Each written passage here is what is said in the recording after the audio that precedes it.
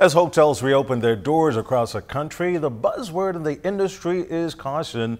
They are ensuring that key COVID-19 protocols are working as they begin to welcome back visitors. Well, yesterday, the Atlantis Resort reopened, and next week, the British Colonial Hilton and Bahamar will restart their operations. As it stands, Minister of Tourism and Aviation, the Honorable Dionisio de Aguilar, says it's a wait-and-see situation as the hotel sector resurfaces.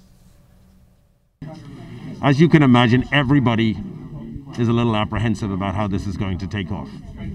We're opening up a major resort in Atlantis. We're opening up in another major resort on the 17th.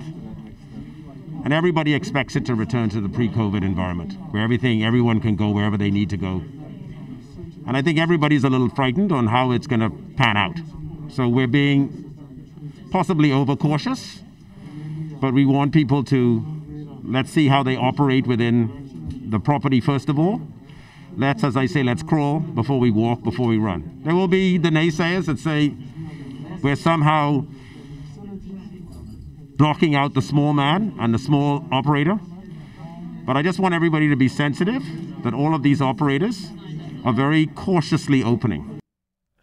Well, the minister says eventually the plan is to expand the reopening to other areas of the industry.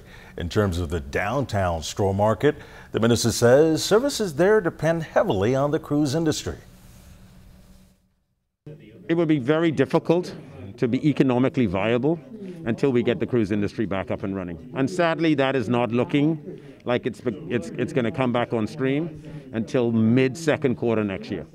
The cruise companies are engaged in a process with the Centers for Disease Control where they're having to prove to them that they can safely take on guests, conduct a cruise, return them back to the United States, and no one get COVID. So they are just as cautious and trepidatious, if a word exists, to make sure that when they start their operation, they don't introduce COVID into that process and then incur the wrath of the CDC and they get shut down once again. So everybody is just very cautiously coming out of the starting gate. And I just ask everybody to be a little patient until everybody gets a little comfortable with the protocols and operating within this new environment.